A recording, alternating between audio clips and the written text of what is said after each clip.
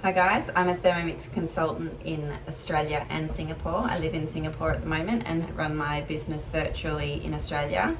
And I'm going to be making a series of videos, how-to videos for my customers, but I thought that I would put them on YouTube as well.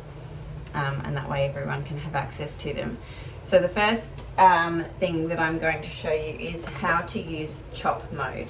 Now, chop mode is great for anyone who is new to Thermomix and doesn't know, say, how to make almond meal from almonds or how to chop onions. The thing that I'm going to be demoing for you today is some coffee beans. So you can see here I store these coffee beans in the freezer in this tin, and I'm really low. So I've got some coffee beans here that I've bought, and I want to mill or grind those up so that I can store them ready ground. So you swipe across from the home screen and you find chop mode here.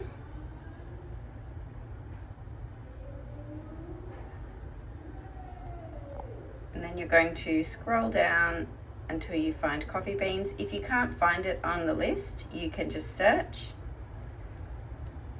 And then you're going to weigh in between 100 and 250 grams. There is a minimum because if there's not enough, it won't chop.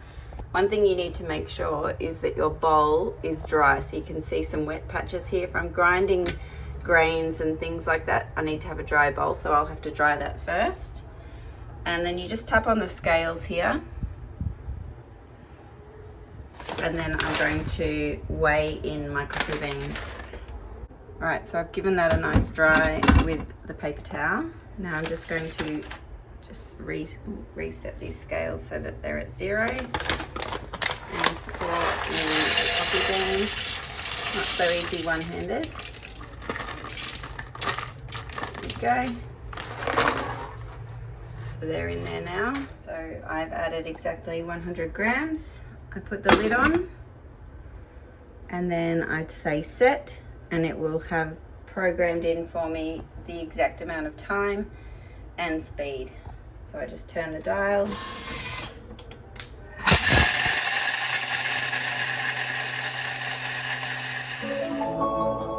Okay, so that's finished. Just tap the button. One other tip you can do is if you put a piece of paper towel in the lid, it will actually stop the lid from getting dirty. It's a trick for milling spices and things. And here's my ground up coffee beans. You can also use the lid as like a funnel it in. So if I put that upside down like that, can you see that there? Yep. And then I'm just going to pour this straight into my container. And if I miss any, it's just the lid's going to be there to grab it.